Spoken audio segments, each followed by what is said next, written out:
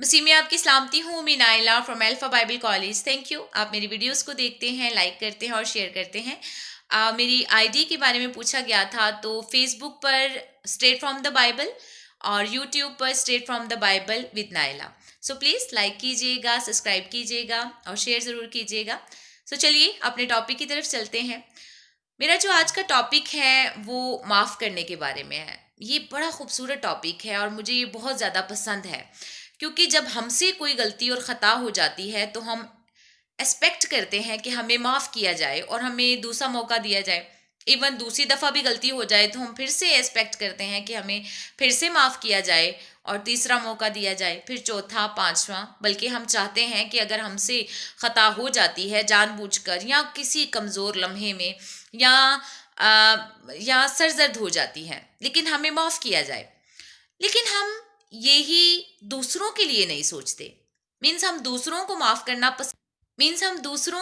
करना पसंद नहीं करते, लेकिन ये एस्पेक्ट ज़रूर करते हैं कि हमें माफ़ किया जाए, एक बार नहीं बल्कि बार बार। तो चलिए कलाम मुक़द्दस से सीखते हैं कि कलाम हमें फरमाता है कि हमें माफ़ करना है, क्योंकि देखिए जो औरत की नस्ल से पैदा हुआ वो गुनाह करता है और ये इंसान के अंदर है, उसकी फितरत में है कि उससे गुनाह हो जाता है। इसीलिए तो यहोवा खुदा ने खुदावंद यीशु मसीह को इस दुनिया में भेजा था, ताकि वो हमारे गुनाहों के लिए कुर्बान हों और हमारे लिए माफ़ी का रास्ता खुल जाए, क्योंकि हमने खता करनी है और बार बार करनी है। और हमारे वो कमज़ोर लम्हों में खुदावंद यीशु मसीह का खून हमें ताकत देता है कि वो हमें इन चीज़ों से निकाले। और अगर हमसे ख़ता हो जाती है तो उसके लहू के वसीला से हम माफ़ी को हासिल करते हैं। सो चलिए मेरे साथ कलाम मुक़द्दस में से निकालिएगा। मुक़द्दस मत्ती की मार्फत लिखवाया गया इंजीली बयान, उसका 18 बाब और उसकी 22 आयत। प्लीज़ आप खुद रीड कीजिएगा, मैं सिर्फ आपको बता देती हूँ। वहाँ पर मुक़द्दस पतरस रसूल यीशु मसीह से कहते हैं कि अगर मेरा भाई खता करता है, मेरे खिलाफ गुनाह करता है, तो मुझे उसे कितनी दफ़ा माफ़ करना चाहिए? क्या 7 बार? एक दिन की बात हो रही है, क्या 7 बार? तो यीशु मसीह उसे फरमाते हैं 7 बार के 70 बार। देखिए, अक्ल को हैरान कर देने वाली बात है। 7 बार के 70 बार मीन्स एक दिन में 7 दफ़ा नहीं बल्कि 70 दफ़ा अपने भाई को माफ़ करने के लिए कहा गया है। अब आप एक बात बखूबी जानते हैं सॉरी, कलाम मुक़द्दस के मुताबिक जो भाई हैं या बहन हैं वो आपके ब्लड रिलेशन वाले ही नहीं हैं सिर्फ, बल्कि वो तमाम लोग जो मसीह में हैं वो आपके बहन भाई हैं। और कलाम तो सबको माफ़ करने के लिए कहता है, दुश्मनों से मोहब्बत रखने की जो तलकीन करता है वो सबको माफ़ करने के लिए कहता है, चाहे वो आपका दुश्मन ही क्यों ना हो। लेकिन अफसोस के साथ हम अपने ही झगड़ों में, अपनी ही परेशानियों में इस कदर जकड़े हुए हैं कि जो कंबाइंड फैमिलीज़ में रहते हैं या दूर भी रहते हैं, हम अपने ही रिश्तेदारों को, इवन अपने बहन भाइयों को, शादियां हो जाती हैं, इतने लड़ाई झगड़े बढ़ जाते हैं, तफिरके बढ़ जाते हैं कि हम अपने बहन भाइयों को माफ़ नहीं करते। अपनी फैमिली मेंबर्स को माफ़ करते हुए हम सोचते हैं, जबकि कलाम कहता है कि एक दिन में 7 से 70 बार उसको माफ़ फरमाने के लिए कहता है। सो मुझे इस चीज़ का अफसोस है कि कुछ बीवियां अपने शोहरों के कहने पे जो है वो दूसरों को माफ़ नहीं करती हैं। कुछ शोहर अपनी बीवियों के कहने पे अपने ही बहन भाइयों को माफ़ नहीं करते हैं, अपने ही घर में लड़ाई झगड़े कायम रखते हैं और माफ़ नहीं करते हैं। अभी तो मैं दूसरों को माफ़ करने के बारे में बात करने के लिए हूँ, लेकिन मैं आपस की बात कर रही हूँ कि हम अपने बहन भाइयों को माफ़ नहीं करते हैं।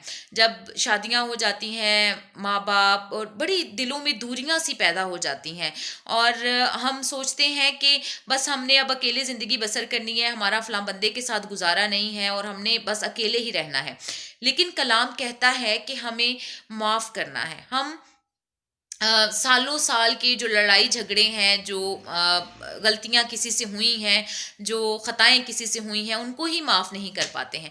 सो प्लीज़ कलाम के मुताबिक अगर आप कलाम पर अमल करते हैं तो हमें फ़र्स्ट ऑफ ऑल माफ़ करना है। आपके ख़िलाफ़ किसी ने कैसा भी गुनाह किया हो, कैसा भी आपका दिल दुखाया हो, आपको माफ़ करना है। उससे आगे वर्सेस में चलिएगा, साथ ही मिसाल है कि आसमान की बादशाही उस बादशाह की मानिद है जिसने अपने नौकर को बुलाया और उसको कहा कि मेरा जो कर्ज है वो मुझे दे दे।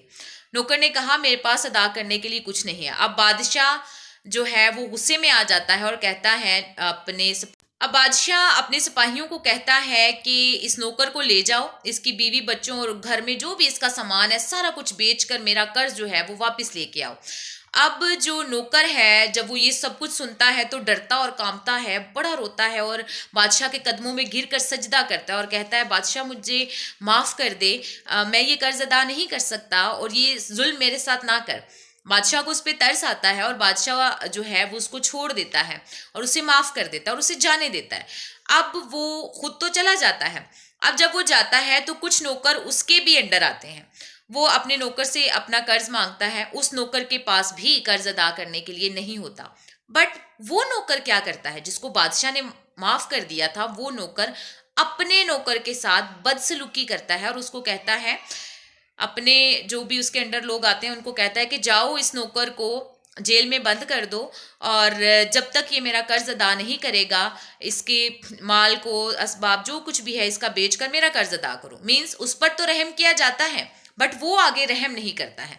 जब फर्स्ट बादशाह को पता चलता है कि ये रहम नहीं किया इसने अपने नौकर पर, जबकि मैंने तो इसे माफ कर दिया था तो डेफिनेटली अब इसको भी माफ करना चाहिए था, उसने ऐसा नहीं किया। तो बादशाह क्या करता है, उसको वापस बुलाता है और उसको जेल के अंदर बंद कर देता है और कहता है कि मेरा कर्ज अब तू सूद समेत अदा करेगा और तब तक नहीं छूटेगा जब तक तू कोड़ी कोड़ी अदा नहीं कर देगा। इस एग्जाम्पल से हम सीखते हैं कि हम अपने गुनाहों के लिए खुदा से माफ़ी हासिल करना एक्सपेक्ट करते हैं कि खुदा हमें माफ़ कर देगा, लेकिन हम दूसरों को माफ़ नहीं करते हैं। और जब यहोवा खुदा देखेगा, यीशु मसीह देखेंगे कि उसने हमें तो माफ़ कर दिया लेकिन हम आगे किसी को माफ़ नहीं कर रहे हैं, तो वो हमें कैद खाना में डालेगा जहाँ पर हमेशा का रोना और दांत पीसना होगा और हम वहाँ से तब तक नहीं छूटेंगे जब तक हम कोड़ी कोड़ी अदा नहीं कर देंगे। सो वेरी सिंपल कि अगर हम खुद एक्सपेक्ट करते हैं कि हमें माफ़ किया जाए तो हमें दूसरों को भी माफ़ करना चाहिए। हम डेली रूटीन में जो लाइफ गुजारते हैं वहाँ पर छोटी छोटी रूटीन में बातें होती रहती हैं, घरों में होती रहती हैं, लड़ाई झगड़े, छोटी छोटी बातों पर गुस्सा आना, बच्चों के लड़ाई झगड़े, घर के कामों पर लड़ाई झगड़े, फैमिलीज़ में लड़ाई झगड़े। तो हमें माफ़ करना है, दिलों में कदूरत और नफ़रत नहीं रखनी है बल्कि माफ़ करना है। आगे चलिएगा, कलाम मुकद्दस में लिखा है तंदुरुस्तों को तबीब दरकार नहीं बल्कि बीमारों को है। ठीक है, हम सोचते हैं हमने अगर फ़लाँ बंदा अच्छा नहीं है, अगर फ़लाँ बंदा बेहतर नहीं है तो हमें उसके साथ ताल्लुक़ नहीं रखना है, उससे बातचीत नहीं करनी है, फ़लाँ बंदा तो गुनाहगार है। लेकिन मैं आपको एक बात बताना चाहती हूँ, कलाम में लिखा है कि मैं गुनाहगारों के लिए आया हूँ, मैं गुनाहगारों के लिए दुनिया में आया हूँ ताकि वो निजात पाएँ, ज़िंदगी पाएँ और कसरत से पाएँ। क्योंकि जैसे मैंने पहले कहा, तंदुरुस्तों को तबीब दरकार नहीं बल्कि बीमारों को है। मीन्स जो गुनाहगार है उसी को तो तौबा की ज़रूरत है, उसी को तो माफ़ करने की ज़रूरत है। सो हमें उन लोगों को भी कबूल करना है। आपने देखा होगा खुदा यीशु मसीह जो है वो बार बार जब हम बाइबल अंजील मुकद्दस को रीड करते हैं, वो उनका ताल्लुक़ किन लोगों के साथ था, महसूल लेने वालों के साथ, गुनाहगारों के साथ। इवन जो प्रोस्टिट्यूट्स थी वो उनके साथ जाकर बैठते थे, उनके साथ खाना खाते थे। फकीह फरीसी कहते हैं तो गुनाहगारों के साथ क्यों बैठता है, क्यों उठता बैठता है और क्यों खाना खाता है? तो उसने कहा कि मैं इन्हीं के लिए आया हूँ और इन्हीं को निजात की ज़रूरत है। कलाम मुकद्दस में लिखा है कि हज़ारों ईमानदारों की निस्बत एक जो गैर ईमानदार है वो जब तौबा करता है तो आसमान पर हज़ारों फरिश्ते खुशी मनाते हैं। सो हमें ऐसे लोगों को कबूल करना है, माफ़ करना है और उनके लिए निजात का रास्ता उनको दिखाना है और उनको मौका देना है, दूसरा मौका देना है, तीसरा मौका देना है, चौथा मौका देना है, ताकि वो खुदा को कबूल करें और खुदा में यीशु मसीह में दोबारा आकर ज़िंदगी को हासिल करें। आगे चलिएगा, एक और स्पेशली बात जो मैं भूल गई आपको बताना कि जो यीशु मसीह के शागिर्द थे, हम अक्सर कहते हैं कि अगर यीशु मसीह के साथ चलने वाले जो लोग हैं वो पायस होते हैं, वो पाक ही हैं। मैं आपको एक बात बताना चाहती हूँ कि जो गुनाहगार लोग खुदा यीशु मसीह के पास वापस आते थे तो वो उनसे कभी भी सवाल नहीं करते थे, तूने गुनाह क्यों किया, तूने ये गलती क्यों की, तूने ये ख़ता क्यों की। वो जस्ट इतना कहते थे कि तेरे ईमान ने तुझे अच्छा किया है, जा मैं तुझे माफ़ करता हूँ और फिर गुनाह ना करना। हमें दूसरों को जस्ट माफ़ करना है, क्वेश्चन करने की बजाय कि तू इस गुनाह में गया ही क्यों था, ये तेरी गलती है, तुमने ऐसा किया ही क्यों है, ऐसा हुआ ही क्यों है तुम्हारे साथ। मैं आपको कहना चाहती हूँ कि किसी से क्वेश्चन ना करें, उनको क्रिटिसाइज ना करें, बल्कि आपका काम है कलाम मुकद्दस के मुताबिक कि जब अब जो मत्ती 21 बाब है उसमें 2 बेटों की तमसील है, जिसमें बाप एक बेटे को कहता है कि जाओ पाकिस्तान में जाकर काम करो। अब कौन सा बेटा बेटर है? पहला बेटा कहता है कि ठीक है मैं जाता हूं, लेकिन वो जाता नहीं है। दूसरा कहता है कि मैं नहीं जा सकता, मेरे पास टाइम नहीं है। लेकिन वो जब बाहर जाता है घर के, तो वहां पे जाके पछताता है कि मैंने अपने बाप को रिफ्यूज किया। वो पछता कर जाता है और जाकर काम करता है। तो खुदा सुमसी कहते हैं कि कौन सा बेटा बेहतर निकला? क्या वो जिसने इकरार किया लेकिन गया नहीं, या वो जिसने इनकार किया लेकिन पछताकर वापस गया? यकीनन वो जिसने इनकार किया लेकिन पछताकर वापस गया। हमें ऐसे लोगों को भी कबूल करना है जो यीशु मसीह का इनकार कर जाते हैं अपने अमाल से, अपने बिहेव से, लेकिन वो पछता कर खुदा से माफ़ी मांगते हैं और उसके पास वापस आते हैं। मैं आपको बताना चाहती हूँ, खुदा के ज़्यादा करीब वो लोग होते हैं, क्योंकि कलाम में एक मिसाल दी गई है। एक प्रोस्टिट्यूट यीशु मसीह के पास आती है, आंसुओं से उसके पाँव धोती है और फिर बालों से पोंछती है और इत्र भी डालती है। और जबकि दूसरे लोग कहते हैं, शमाउन होते हैं वहाँ पर, और वो कहते हैं कि ये तो गुनाहगार है, इसने कीमती इत्र भी ज़ाया किया। तो यीशु मसीह उसको कहते हैं कि जिसके जितने ज़्यादा गुनाह माफ़ होते हैं वो उतनी ज़्यादा मोहब्बत करता है, उतनी ज़्यादा मोहब्बत दिखाता है। मीन्स जो ठोकर खाकर गुनाह करके लोग वापस आते हैं, मैं आपको एक बात बताना चाहती हूँ, वो यीशु मसीह से ज़्यादा मोहब्बत करते हैं। और जिनको लगता है कि हम तो यीशु मसीह में कायम हैं, शुरू से ही हम तो बड़ी बेहतरीन ज़िंदगी गुजार रहे हैं, शायद वो लोग यीशु मसीह के उतना करीब नहीं हैं और वो इतनी उतनी जगह खुदा की बादशाही में नहीं बना पाए हैं।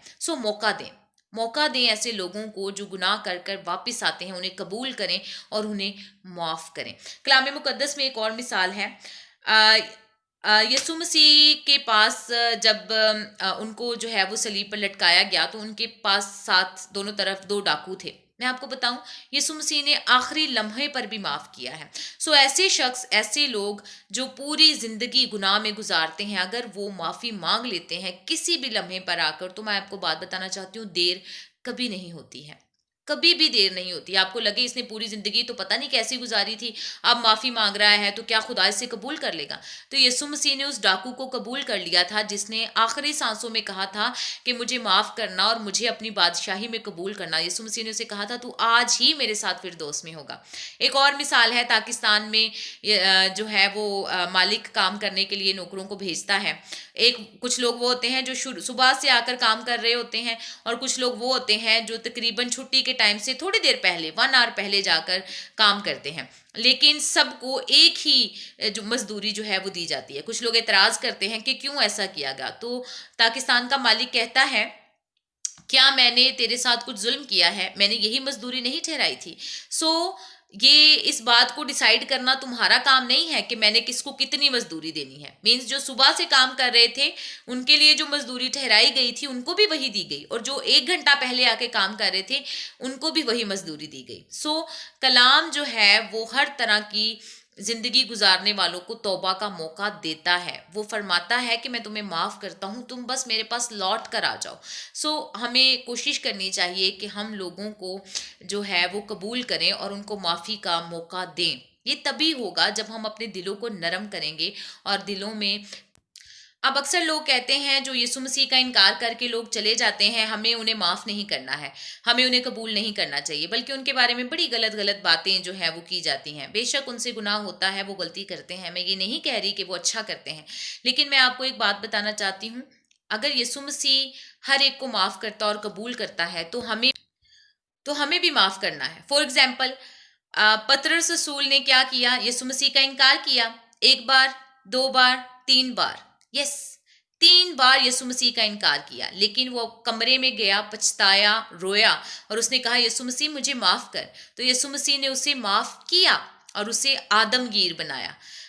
दाऊद से गुनाह हुआ, बुजुर्ग दाऊद नबी ने जो पोतीफार की बीवी से शादी की, कत्ल भी किया, जना भी किया।